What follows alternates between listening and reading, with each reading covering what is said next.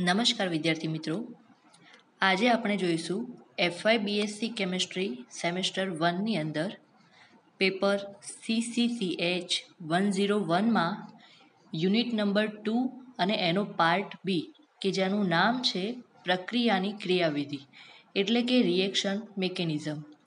તો વિદ્યાર્થી મિત્રો, આના આગળના લેક્ચરની અંદર આપણે જોયું હતું કે આ ચેપ્ટરની અંદર તમારે કેટલા ટોપિક ભણવાના છે.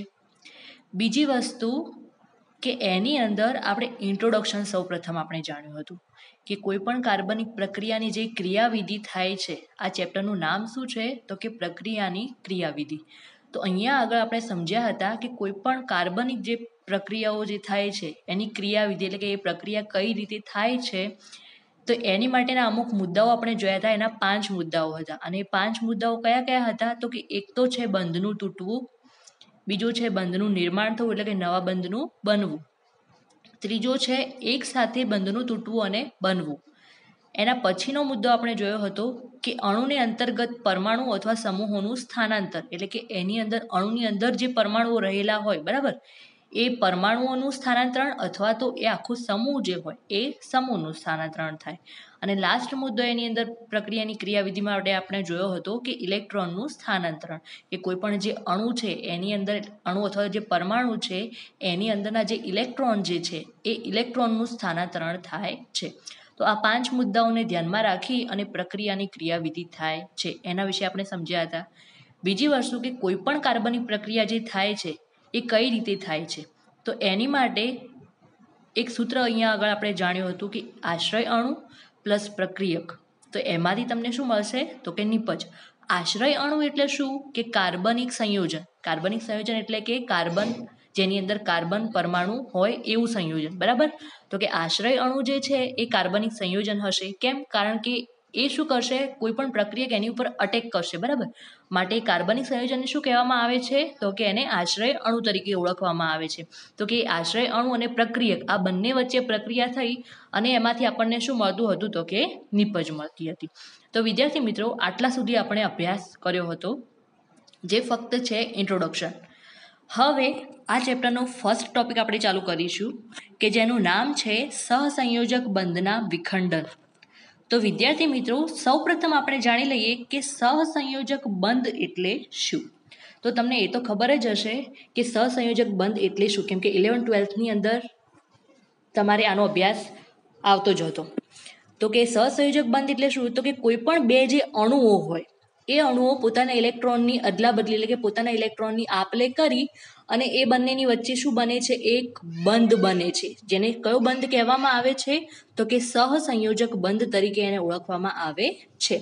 ધારો કે આપણે હાઇડ્રોજન અને ક્લોરીનની વાત કરીએ તો આ બંનેના જે ઇલેક્ટ્રોન જે છે એનું ઇલેક્ટ્રોન યુગ્મ ક્યાં હશે, બંનેની વચ્ચે હશે, બરાબર.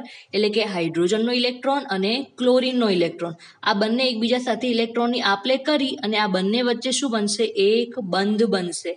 તો કે એને શું કહેવામાં આવશે તો કે સહસંયોજક બંધ તરીકે એને ઓળખવામાં આવે છે. તો એને આપણે કહીશું સહસંયોજક બંધ. હવે અહીંયા આગળ ચેપ્ટરનો ફર્સ્ટ મુદ્દો તમારે કયો છે તો કે સહસંયોજક એ જે બંધ છે એનું વિખંડન એટલે કે એ બંધ કઈ રીતે તૂટે છે, તો એનો અહીંયા આગળ આપણે અભ્યાસ કરવાનો છે. તો કે એ બંધનું જે વિખંડન થાય છે એ કેટલા પ્રકારે થાય છે તો કે 2 પ્રકારે થાય છે. અને એ 2 પ્રકારો કયા કયા છે તો કે એક તો છે સમાંગ વિખંડન અને બીજું છે વિસમાંગ વિખંડન. સમાંગ વિખંડન જે છે એને શું કહેવામાં આવે છે તો કે હોમોલેટિક ક્લીવેજ કહેવામાં આવે છે. ક્લીવેજ એટલે કે વિખંડન. શું કહેવામાં આવે છે એને? વિખંડન. એટલે કે સમાંગ વિખંડનને શું કહેવામાં આવે છે તો કે હોમોલિટિક ક્લીવેજ અને વિસમાંગ જે વિખંડન છે એને કયું કહેવામાં આવે છે તો કે હિટ્રોલિટિક ક્લીવેજ. હવે અહીંયા આગળ વિદ્યાર્થી મિત્રો આપણે વાત કરી લઈએ કે સમાંગ વિખંડન અને વિસમાંગ વિખંડન એટલે શું. તમને એ તો ખબર પડી જ ગઈ કે જે સહસંયોજક બંધનું જે વિખંડન થાય છે એ કેટલા પ્રકારે થાય છે તો કે 2 પ્રકારે થાય છે. એક છે સમાંગ વિખંડન એટલે કે હોમોલિટિક ક્લીવેજ અને બીજું છે વિસમાંગ વિખંડન એટલે કે હિટ્રોલિટિક ક્લીવેજ. હવે અહીંયા આગળ આપણે ચર્ચા કરીશું સૌપ્રથમ સમાંગ વિખંડનની, કે સમાંગ વિખંડન કોને કહેવામાં આવે છે. તો વિદ્યાર્થી મિત્રો, સમાંગ વિખંડન જે છે એ કેવા પરમાણુઓની વચ્ચે થાય તો કે એની અંદર જે બંને પરમાણુઓની વચ્ચે જે સહસંયોજક બંધ તૂટે છે, અહીંયા આગળ આપણે શેની વાત કરીએ છીએ તો કે સહસંયોજક બંધનું વિખંડનની વાત કરીએ છીએ. તો એ જે સહસંયોજક બંધ છે તો એની અંદર પરમાણુ કેટલા હશે? 2 પરમાણુઓ હશે, બરાબર.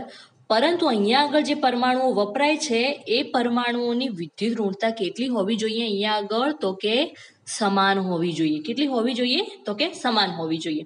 તો અહીંયા આગળ આપણે એમ કહી શકીશું કે 2 સમાન વિદ્યુત ઋણતા ધરાવતા પરમાણુઓની વચ્ચે હાજર જે સહસંયોજક બંધ હોય છે એ સહસંયોજક બંધનું શું થશે? અહીંયા આગળ વિખંડન થશે. અને એ વિખંડન થઈ અને એમાંથી 2 પરમાણુ ઓબ્વિયસલી બંને પરમાણુઓ છૂટા પડશે એમાંથી. કેમ? કારણ કે શું થયું? વચ્ચેનો જે સહસંયોજક બંધ હતો એનું શું થયું છે અહીંયા આગળ? વિખંડન. એટલે કે એ બંધ તૂટી ગયો છે, બરાબર. તો એ બંધ તૂટશે તો એની અંદરથી બંને પરમાણુઓ છૂટા પડશે અને એ બંને પરમાણુ અથવા તો એમ કહી શકીએ કે બંને સમૂહો જે છે કોઈ પણ રીતે, ધારો કે CH3 આ બંને સમૂહો જોડાયેલા હોય અથવા તો કાર્બન આ બંને પરમાણુ જોડાયેલા હોય અથવા તો બંને સમૂહ જોડાયેલા હોય. જો સમૂહ છૂટા પડશે તો બંને સમૂહ વચ્ચેનો સહસંયોજક બંધ છૂટો પડશે તો બંને સમૂહ છૂટા પડશે અને પરમાણુ વચ્ચેનો સહસંયોજક બંધ તૂટશે એટલે કે એનું વિખંડન થશે તો એમાંથી બંને પરમાણુ છૂટા પડશે. તો અહીંયા આગળ આપણે વાત કરીએ કે 2 સમાન જે વિદ્યુત ઋણતા ધરાવતા પરમાણુઓની વચ્ચે જે હાજર સહસંયોજક બંધ છે એનું શું થશે? વિખંડન થશે અને એમાંથી છૂટા પડતા બંને પરમાણુઓ અથવા તો શું સમૂહો એ પોતાની સાથે બંધ યુગ્મનો એક ઇલેક્ટ્રોન લઈને ત્યાંથી નીકળશે અને એ બંને એક ઇલેક્ટ્રોન લઈને નીકળશે તો તેને શું કહેવામાં આવશે? તો કે એને મુક્ત મૂલક તરીકે એને ઓળખવામાં આવે છે. મુક્ત મૂલક એટલે શું? એની ડિટેલમાં આપણે અભ્યાસ આગળ કરીશું જ. સૌપ્રથમ અહીંયા આપણે જાણી લીધું કે સમાંગ વિખંડનની વ્યાખ્યા કોને કઈ છે. તો અહીંયા આગળ આ જે તમને લખેલી છે અહીંયા આગળ એ શું છે? તો કે સમાંગ વિખંડનની વ્યાખ્યા. તો સમાંગ વિખંડનની વ્યાખ્યા કઈ રીતે થશે? કે જ્યારે 2 સમાન વિદ્યુત ઋણતા ધરાવતા પરમાણુઓની વચ્ચે હાજર સહસંયોજક બંધ જે છે એ પ્રકારે વિખંડિત થાય કે જેથી છૂટા પડતા જે બંને પરમાણુઓ અથવા તો જે સમૂહો છે એ પોતાની સાથે બંધ યુગ્મનો એક ઇલેક્ટ્રોન લઈને બહાર નીકળશે, બરાબર. અને શું બનાવશે? તો કે મુક્ત મૂલક બનાવે છે, જેને આપણે શું કહીશું? તો કે સમાંગ વિખંડન જેને કહેવામાં આવે છે. તો વિદ્યાર્થી મિત્રો, એની પછી હવે આપણે વાત કરીશું કે કોઈ પણ અહીંયા આગળ જે પરમાણુ જે છે, બંને પરમાણુઓની આપણે વાત કરી, બરાબર, કે બંને પરમાણુ જે પોતાની સાથે એક ઇલેક્ટ્રોનને લઈને ત્યાંથી છૂટા પડશે. તો અહીંયા આગળ જે પરમાણુ જે છે એ પોતાની સાથે ઇલેક્ટ્રોન યુગ્મનો એક ઇલેક્ટ્રોન ત્યાંથી લઈને છૂટો પડશે, બરાબર. અને એને આપણે અહીંયા આગળ કઈ રીતે દર્શાવીએ છીએ? તો કે અર્ધશીર્ષ તીર. એને કઈ રીતે દર્શાવવામાં આવશે? તો કે આ રીતે એને દર્શાવવામાં આવશે. કઈ રીતે દર્શાવવામાં આવશે? તો કે અહીંયા આગળ એને આ રીતે દર્શાવવામાં આવશે. અર્ધશીર્ષ જે તીર છે એને અહીંયા આગળ આ રીતે દર્શાવવામાં આવશે, જેને આપણે કહીશું હાફ હેડેડ એરો તરીકે પણ એને ઓળખવામાં આવે છે. તો કે હાફ હેડેડ એરોનો ક્યાં આગળ આપણે ઉપયોગ કરવાનો છે? તો કે અહીંયા આગળ જે સમાંગ વિખંડનની પ્રક્રિયા થશે અને એ સમાંગ વિખંડનની પ્રક્રિયાની અંદર જે બંને સમાન વિદ્યુત ઋણતા ધરાવતા પરમાણુઓની વચ્ચેનો જે સહસંયોજક બંધ તૂટશે અહીંયા આગળ અને એના કારણે બંને પરમાણુઓ એ ઇલેક્ટ્રોન યુગ્મનો એક ઇલેક્ટ્રોન ત્યાંથી શું થશે? લઈને છૂટા પડશે, બરાબર. અને જેને આપણે એ જે ઇલેક્ટ્રોન જે શિફ્ટ થાય છે બંને પરમાણુઓની અંદર એને આપણે શેના દ્વારા દર્શાવીશું? તો કે અર્ધશીર્ષ તીર એટલે કે હાફ હેડેડ એરો તરીકે આપણે દર્શાવવામાં એને આવે છે. હવે અહીંયા આગળ એકચ્યુઅલની અંદર કઈ રીતે પ્રોસેસ થાય છે તો એ સમીકરણ અહીંયા આગળ આપણે લઈને જોઈએ કે એકચ્યુઅલની અંદર પ્રક્રિયા આની અંદર કઈ રીતે થાય છે. તો ધારો કે તમને 2 પરમાણુ આપેલા છે, એક છે A અને બીજો છે B. આ બંને તમને પરમાણુઓ આપેલા છે. હવે એમાંથી આ છે A નો ઇલેક્ટ્રોન અને આ છે B નો ઇલેક્ટ્રોન. બંનેના એક ઇલેક્ટ્રોન છે. હવે આ બંને પોતાના ઇલેક્ટ્રોનની શું કરશે? અહીંયા આગળ આપલે કરશે. પોતાના ઇલેક્ટ્રોનની આપલે કરી એટલે કે લેવડ દેવડ કરી અને અહીંયા આગળ શું બનશે? એક બંધ બનશે. શું બનશે? એક બંધ બનશે, જેને શું કહેવામાં આવશે? તો કે સહસંયોજક બંધ તરીકે એને ઓળખવામાં આવે છે. અને અહીંયા આગળ શું હશે? બંને પરમાણુઓની વચ્ચેના ભાગે શું હશે? તો કે ઇલેક્ટ્રોન યુગ્મ હશે. ઇલેક્ટ્રોન યુગ્મ એટલે શું? કે બંને જે પરમાણુઓ છે એમનો એક ઇલેક્ટ્રોન, બરાબર. જે ક્યાં હશે? બંને પરમાણુઓની વચ્ચેના ભાગે, એટલે કે સહસંયોજક બંધ જ્યાં આગળ હશે ત્યાં આગળ ઇલેક્ટ્રોન યુગ્મ આપણને જોવા મળે છે. હવે અહીંયા આગળ સમાંગ વિખંડનની પ્રક્રિયા થશે, એટલે સમાંગ વિખંડનની પ્રક્રિયા થશે તો આ બંનેની વચ્ચેનો જે આ બંધ છે એ શું થશે? અહીંયા આગળથી બ્રેક થશે, એટલે કે એનું વિખંડન થશે. તો કે અહીંયા આગળ સમાંગ વિખંડન થઈ અને એમાંથી આપણને નિપજમાં શું મળશે? તો કે મુક્ત મૂલક આપણને મળે છે. અને એ મુક્ત મૂલક કઈ રીતે? તો કે અહીંયા આગળ આપણે જોઈએ કે એ જે છે બંનેમાંથી જે પરમાણુ અહીંયા આગળ સમાંગ વિખંડન થઈ અને બે પરમાણુઓ એમાંથી છૂટા પડશે અને એ બે પરમાણુ શું કરશે? તો કે ઇલેક્ટ્રોન યુગ્મનો એક એક ઇલેક્ટ્રોન લઈને ત્યાંથી છૂટો પડશે, જેને આપણે શેના દ્વારા દર્શાવીશું? તો કે અર્ધ શીશ તીર એટલે કે હાફ હેડેડ એરો તરીકે દર્શાવીશું આપણે અહીંયા આગળ. તો અહીંયા આગળ નિપજમાં તમને કઈ રીતે હવે મુક્ત મૂલક મળશે? તો કે એક ઇલેક્ટ્રોન એનો છે તો એની ઉપર એક ઇલેક્ટ્રોન આપણે દર્શાવીશું અને બીજો છે બીની ઉપર એક ઇલેક્ટ્રોન આવશે તો એની ઉપર એક ઇલેક્ટ્રોન આપણે દર્શાવીશું. અને આ જ રીતે કોઈ પણ અણુ અથવા પરમાણુની ઉપર જે એક ઇલેક્ટ્રોનને આપણે દર્શાવીએ છીએ એને શું કહેવામાં આવે છે? તો કે મુક્ત મૂલક તરીકે એને ઓળખવામાં આવે છે. તો અહીંયા આગળ જે એની ઉપર એક ડોટ છે અને બીની ઉપર જે એક ડોટ છે એને આપણે કઈ રીતે દર્શાવીશું? તો કે મુક્ત મૂલક તરીકે એને ઓળખવામાં આવે છે. હવે એનું એક એક્ઝામ્પલ આપણે ધારો કે લઈ લઈએ. બીજી વસ્તુ આની અંદર શું ધ્યાન રાખવાની છે કે સમાંગ વિખંડનની અંદર જે બે અણુઓનો ઉપયોગ આપણે કરેલો છે એ બંને અણુની વિદ્યુત ઋણતા કેવી હોવી જોઈએ? તો કે સમાન હોવી જોઈએ. ધારો કે તમે હાઇડ્રોજન અને ક્લોરીન આ બંને વચ્ચે પ્રક્રિયા ના કરી શકો. ધારો કે ક્લોરીન છે આ બંને વચ્ચે પ્રક્રિયા થઈ શકે અહીંયા આગળ. તો કે ધારો કે આપણે ક્લોરીન અને ક્લોરીન આ બંને વચ્ચે જો સમાંગ વિખંડનની પ્રક્રિયા કરાવીએ તો કે ક્લોરીન છે અને બીજો પરમાણુ પણ આપણે લઈ લઈએ ક્લોરીન, બરાબર. આ બંનેની વચ્ચે હવે અહીંયા આગળ શું થશે કે આ બંને જે છે એ પોતાના એક એક ઇલેક્ટ્રોનની શું કરશે? એક એક ઇલેક્ટ્રોનની આપલે કરી અને શું કરશે? અહીંયા આગળ સહસંયોજક બંધ બનાવશે. તો વચ્ચેના ભાગે એક ઇલેક્ટ્રોન યુગ્મ અહીંયા આગળ રહેશે, બરાબર. હવે મુક્ત મૂલક એમાંથી એક એક ઇલેક્ટ્રોન અહીંયા આગળ હવે સમાંગ વિખંડનની પ્રક્રિયા થશે તો બંને પરમાણુ એ ઇલેક્ટ્રોન યુગ્મનો એક એક ઇલેક્ટ્રોન લઈને ત્યાંથી છૂટા પડશે, બરાબર. જેને આપણે આ રીતે પણ દર્શાવી શકીએ કે 2Cl અને Cl ની ઉપર શું આવશે? એક ડોટ. આ રીતે પણ દર્શાવી શકીએ અથવા તો આ રીતે પણ દર્શાવી શકીએ કે Cl ની ઉપર એક ડોટ પ્લસ બીજા Cl ની ઉપર એક ડોટ. આ રીતે પણ દર્શાવી શકીએ અને આ રીતે પણ દર્શાવી શકીએ, બરાબર. જેને શું કહેવામાં આવે છે? તો કે મુક્ત મૂલક તરીકે એને ઓળખવામાં આવે છે. હવે વિદ્યાર્થી મિત્રો એના પછીનો મુદ્દો જે છે એટલે કે બીજો એનો પ્રકાર છે વિખંડનનો અને એનું નામ છે વિસમાંગ વિખંડન, જેને શું કહેવામાં આવે છે? હિડ્રોલિટિક ક્લીવેજ. તો સમાંગ વિખંડનની આપણે ચર્ચા કરી. હવે આપણે ચર્ચા કરીશું વિસમાંગ વિખંડનની કે વિસમાંગ વિખંડન કોને કહેવામાં આવે છે. તો વિસમાંગ વિખંડનની અંદર વિખંડનમાં વિખંડિત થતા એક કે વધુ સમૂહ જે છે એ બંધ યુગ્મના બંને ઇલેક્ટ્રોનને પોતાની સાથે લઈને દૂર થાય છે. સમાંગ વિખંડનમાં શું હતું કે બંને જે સમાન વિદ્યુત ઋણતા ધરાવતા અણુઓ જે છે અથવા તો પરમાણુઓ જે છે એનું જ્યારે સમાંગ વિખંડન જ્યારે થાય છે તો એ છૂટા પડે ત્યાંથી એટલે કે એનું વિખંડન થઈ અને બંને પરમાણુ છૂટા પડશે તો પોતાની સાથે ઇલેક્ટ્રોન યુગ્મનો એક એક ઇલેક્ટ્રોન લઈને છૂટો પડશે, બરાબર. પરંતુ વિસમાંગ વિખંડનની અંદર શું થાય છે કે જ્યારે અહીંયા આગળ વિસમાંગ વિખંડન થાય છે તો એની અંદરથી એક પરમાણુ કે સમૂહ જ્યારે છૂટો પડશે, બરાબર. એક પરમાણુ કે સમૂહ બંધ યુગ્મના બંને ઇલેક્ટ્રોનને લઈને ત્યાંથી છૂટા પડે છે, બરાબર. અહીંયા આગળ પ્રક્રિયા કઈ રીતે થશે?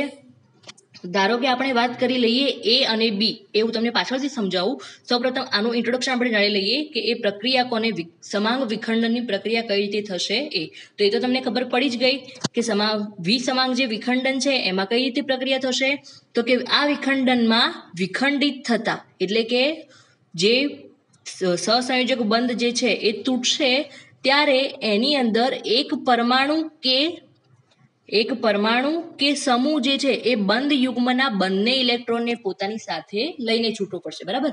એની વચ્ચે એટલે કે બે પરમાણુ અથવા તો જે બે સમૂહો જે છે એમની વચ્ચેનો સહસંયોજક બંધ અહીંયા આગળ તૂટશે એટલે કે એની અંદર વિસમાંગ વિખંડન થશે. વિસમાંગ વિખંડનની પ્રક્રિયા થશે તો અહીંયા આગળ જે કોઈ પણ એમાંથી બે પરમાણુ છૂટા પડશે અને બે સમૂહો અથવા તો છૂટા પડશે, બરાબર. પરંતુ એમાંથી ઇલેક્ટ્રોન કોની તરફ શિફ્ટ થશે તો કે કોઈ પણ એક પરમાણુ તરફ જ શિફ્ટ થશે.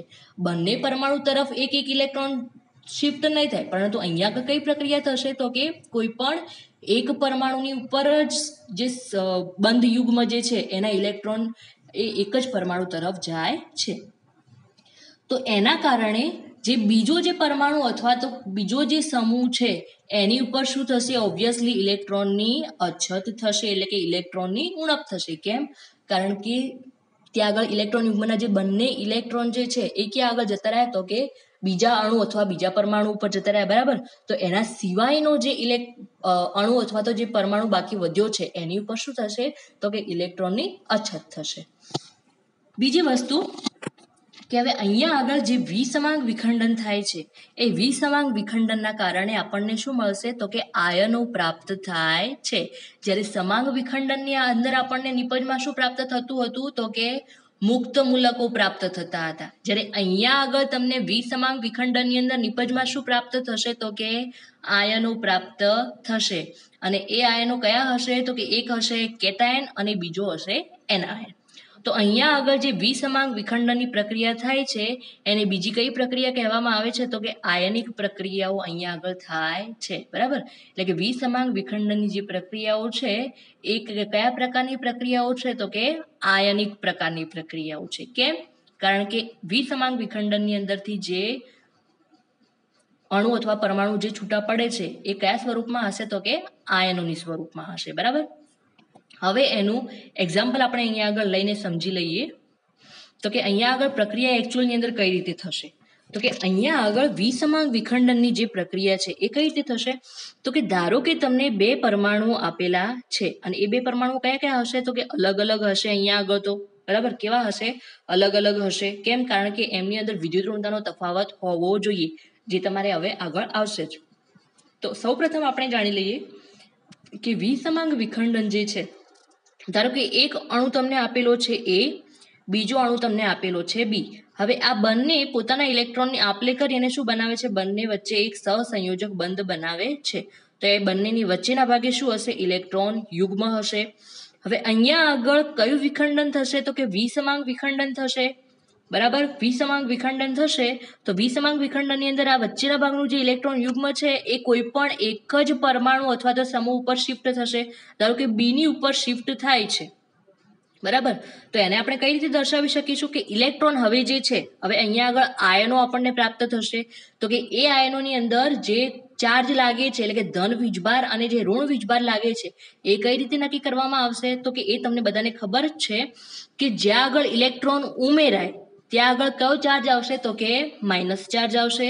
અને જ્યાં આગળ ઇલેક્ટ્રોનની અછત થાય, બરાબર, ત્યાં આગળ કયો ચાર્જ આવશે? તો કે પ્લસ ચાર્જ આવશે. તો અહીંયા આગળ આયનો આપણને કઈ રીતે પ્રાપ્ત થશે? કે એની અંદર ઇલેક્ટ્રોનની ઉણપ છે, માટે એની ઉપર કયો ચાર્જ આવશે? તો કે પ્લસ. કારણ કે એને શું કર્યું છે? ઇલેક્ટ્રોનનું દાન કર્યું છે. હવે એ ઇલેક્ટ્રોનનું દાન કરશે માટે એની ઉપર કયો ચાર્જ આવશે? તો કે પ્લસ ચાર્જ આવશે. જ્યારે બીજો જે છે આયન, એની અંદર કયો છે? તો કે બીજો અણુ છે એની અંદર B. તો એ B જે છે એ એની ઉપર બંને, એટલે કે ઇલેક્ટ્રોન યુગ્મના બંને ઇલેક્ટ્રોન એની ઉપર શિફ્ટ થાય છે. એટલે કે એ શું કરે છે? ઇલેક્ટ્રોનનો સ્વીકાર કરે છે, માટે એની ઉપર કયો ચાર્જ આવશે? તો કે માઇનસ ચાર્જ આવશે. તો આ વિસમાંગ વિખંડનની જે પ્રક્રિયા જે છે એ આપણે આ રીતે જાણી, બરાબર. કે વિસમાંગ વિખંડનની જે પ્રક્રિયા છે એ સમગ્ર કઈ રીતે થશે? તો કે અહીંયા આગળ મેં જે તમને હાલ દર્શાવી એ પ્રકારે વિસમાંગ વિખંડનની પ્રક્રિયા થાય છે. હવે આપણે જોઈએ કે અહીંયા આગળ જે વિસમાંગ વિખંડનની પ્રક્રિયા જે થાય છે એ બે પ્રકારે થાય છે. બે પ્રકારે જ થશે. કેમ? કારણ કે એની અંદર કેટલા અણુ અથવા પરમાણુ કે સમૂહ છે? તો કે 2 છે, બરાબર.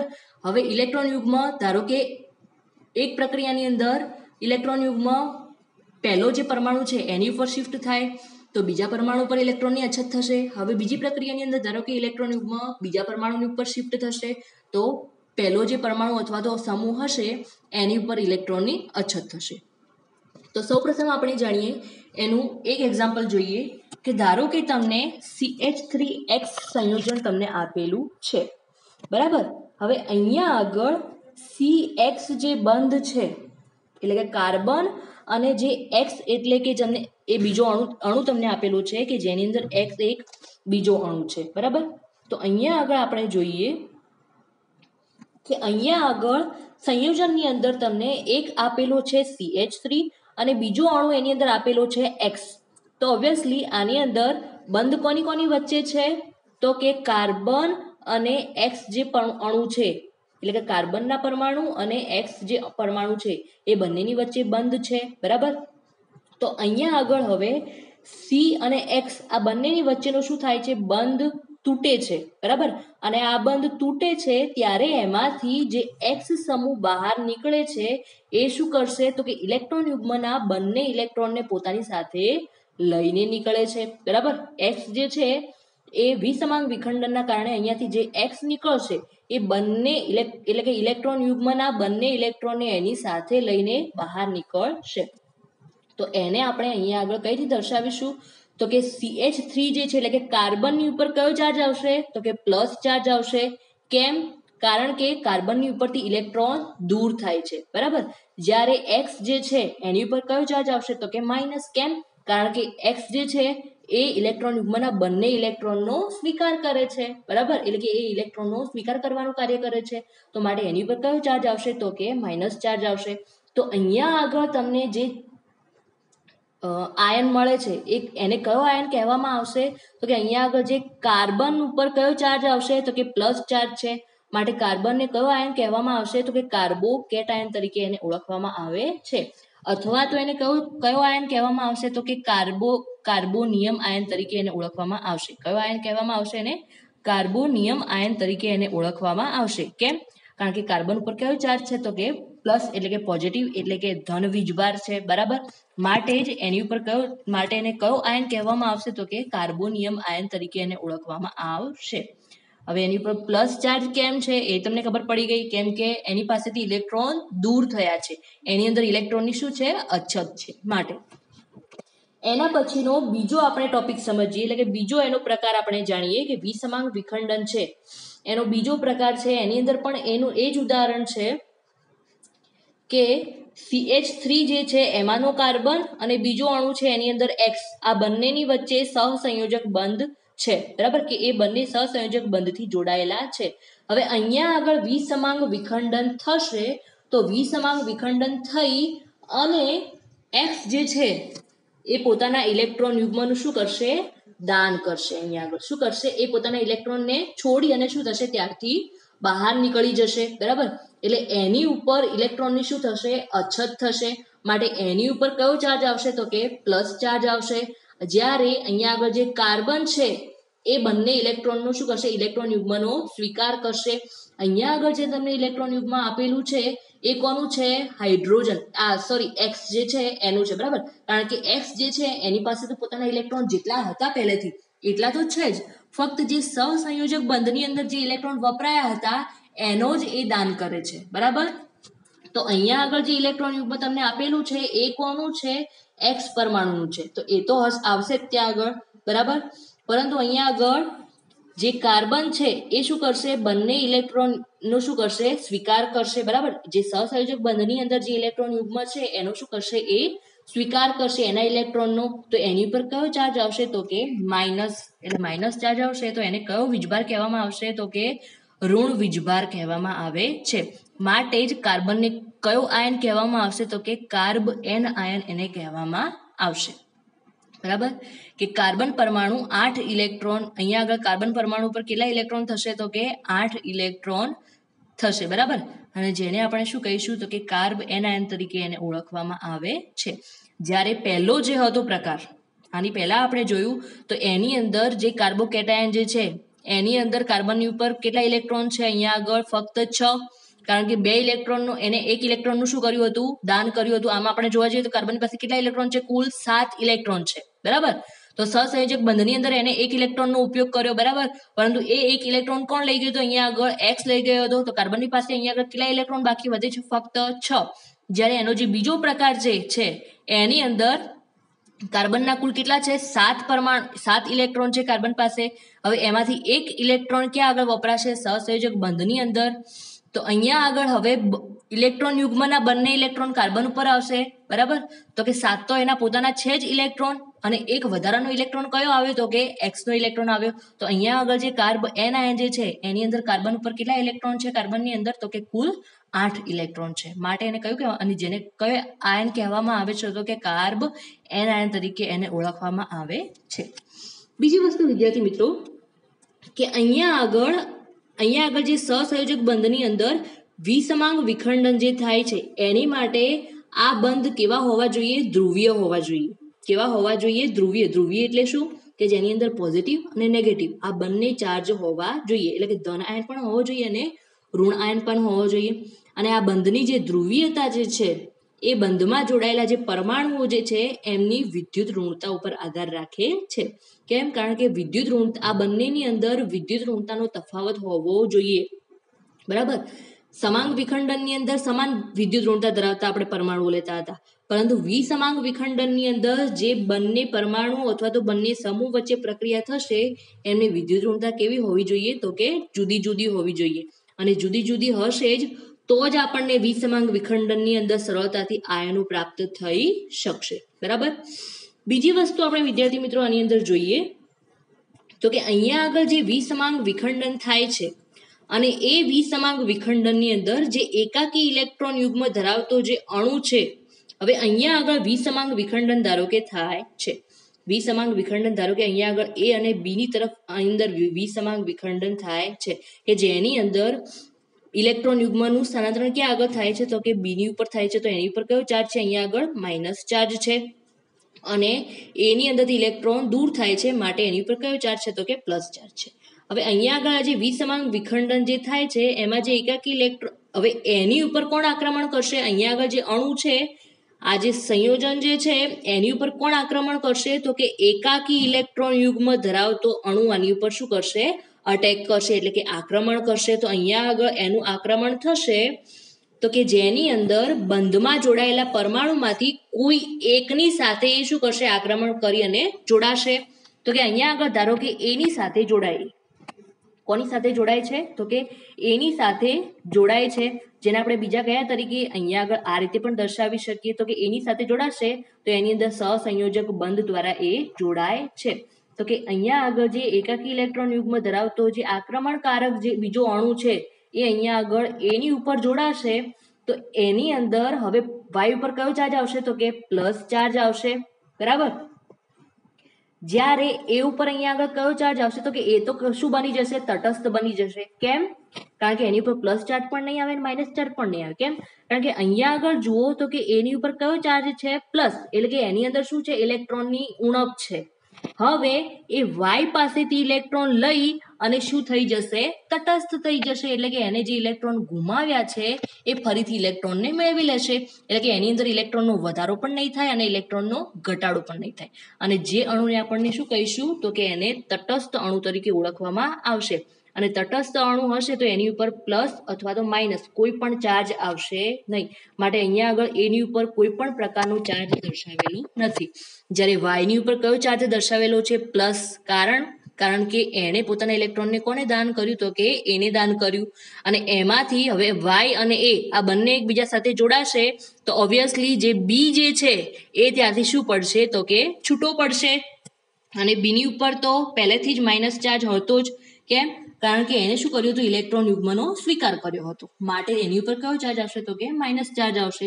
તો અહીંયા આગળ પ્રક્રિયાની અંદર હવે જે અણુનું આક્રમણ જે થાય છે અથવા તો ઇલેક્ટ્રોનનું જે નિર્ગમન થાય છે, બરાબર, બીજા અણુનું જે આક્રમણ થાય છે અને એમાંથી જે ઇલેક્ટ્રોનનું નિર્ગમન થાય છે, બરાબર, એને આપણે કયા તીર દ્વારા દર્શાવીશું તો કે એકલ શીર્ષવાળા વળેલા તીર દ્વારા એને દર્શાવવામાં આવે છે.